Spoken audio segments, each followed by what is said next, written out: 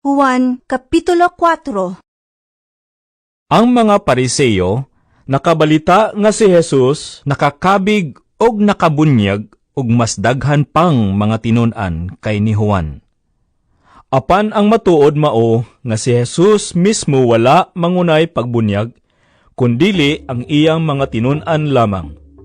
Busa sa pagkadungog ni Jesus niini, mibiya siya sa Judea ug mibalik sa Galilea. Sa iyang pagpaingon sa Galilea, gikinahanglan nga moagi gayud siya sa Samaria. Nahiabot siya sa usa ka lungsod sa Samaria nga ginganlag Sicar, nga dili layo sa yuta nga gihatag ni Jacob ngadto sa iyang anak nga si Jose. Atua didto ang atabay ni Jacob. Milingkod si Jesus tupad sa atabay, kay gikapoy man siya sa panaw. Mga 12:00 na kadto sa udto. Niining tungura, ang mga tinun-an ni Jesus miadto sa lungsod aron pagpalit og pagkaon. Unya, miabot ang usa ka babayeng Samarianhon aron pagkalus og tubig. Miingon si Jesus kaniya, Paimnar ako? ang babayi mitubag, Hudyo ka, og ako Samarianhon. Unya nganong nangayo ka man ka na kog tubig nga mainom. kay ang mga Hudiyo god ug ang mga Samarianhon wala may panagsandurotay. Si Jesus mitubag, Kung nasayod ka paunta sa gasa sa Dios, o kung kinsa kining nangayo kanimog tubig, mangayo kagayod unta kaniya, ug hatagan kaniyag tubig nga naghatag sa kinabuhi. ang babayi miingon, Sir, wala kay timba og lawang mga tabay. Asa ka man magkuha niya ng tubiga? Kini nga tabay ay hinatag sa among katigulangan nga si Jacob. Ug siya ug ang iyang mga anak ingon man ang iyang mga kahayupan miinom gikan ni ini. Labaw ka pa ba di ay kang Jacob? Si Jesus mitubag, Ang muinom nining tubiga uhawon pag-usab. Apan ang muinom sa tubig nga akong ihatag kaniya, dili na gayud uhawon. Kay ang tubig nga akong ihatag mahimo diha kaniya, nga usa ka tuburan nga mohatag og buhing tubig, og kinabuhing walay katapusan. ang babayi miingon, Sir, hatagi ako nining tubiga aron dili na ako uhawon.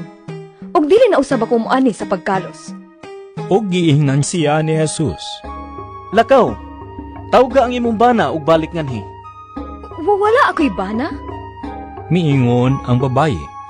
Si Jesus mitubag, Husto ang giingon mo nga wala kay bana.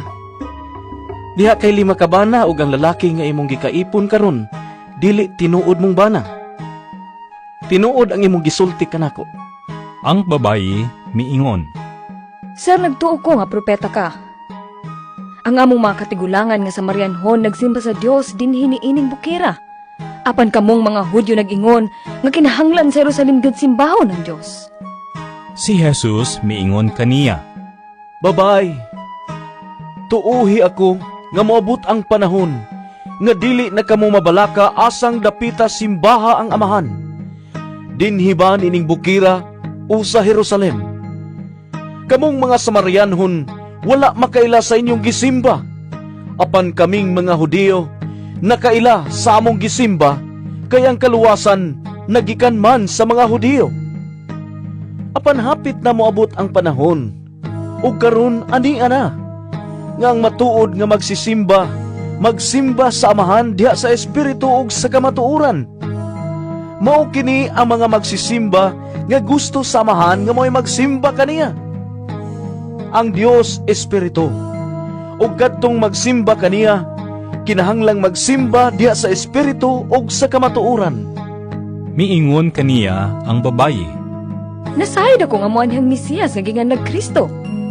Inigabot niya iya kitang sultihan sa tanan.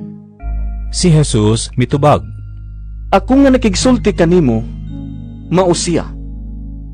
niadtong higayuna, nahibalik ang mga tinun-an ni Jesus ug natingala sila pag-ayo sa pagkakita nila nga nakigsulti siya sa usa ka babayi. Apan walay usa kanila nga nakapangutana sa babayi kung unsay iyang gusto, o nangutana kang Jesus ngano nakigsulti siya sa babayi. Unya, gibiyaan sa babayi ang iyang banga, ug mibalik siya sa lungsod ug giingnan niya ang mga tawo. Dali ka mo, og tanawan ninyong tao nga misulti ka nako sa tanan nga akong nabuhat. Siya na ba kaha ang Mesiyas? Busa, namiya sila sa lungsod ug nangadto kang Hesus. Niadtong higayuna, ang mga tinun-an miagda kang Hesus. Rabi, kauna. Apan siya mitubag. May pagkaon ako nga wala ninyo hisayri. Busa, ang mga tinun-an nagpangutan anay. May nagdala ba kaha kaniyag pagkaon? Si Hesus miingon kanila. Ang akong pagkaon mao ang pagtuman sa kabubuton sa nagpadala kanako ug sa paghuman sa buluhaton ngayang gipabuhat kanako. Dili ba nag-ingon man kamo? Mga 4 pa ka bulan una maabot ang ting-ani? Apan tan-awa ninyo ang kaumahan. Hinug na ang mga bunga ug husto ng anihon. Ang nag-ani makadawat og suhol ug hipuson niya ang mga abot alang sa kinabuhing walay katapusan. Aron mga lipay ang nagpugas ug ang nag-ani. Kay husto ang giingon, lain ang magpugas ug lain ang mag-ani. Gipadala ko kamo aron mangani sa wala ninyo hagoi. Ang uban mao'y naghago ug kamo ang nabulahan sa ilang hinaguan.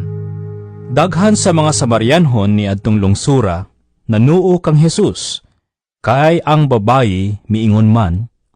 Kisultihan ako niya sa tanan kong nabuhat. Busa sa pag-abot sa mga Samarianhon, gihangyo nila si Hesus nga magpabilin uban kanila.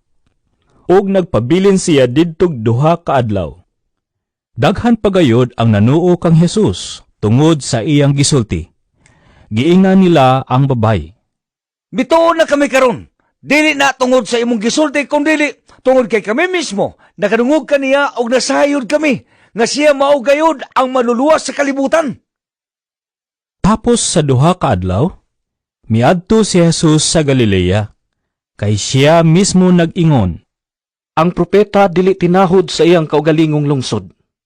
Sa pag-abot niya sa Galilea, gidawat siya sa mga Galileanhon, kay sila miadto man sa Jerusalem sa kasaulugan sa pagsaylo og nakakita sa tanan nga iyang gibuhat didto.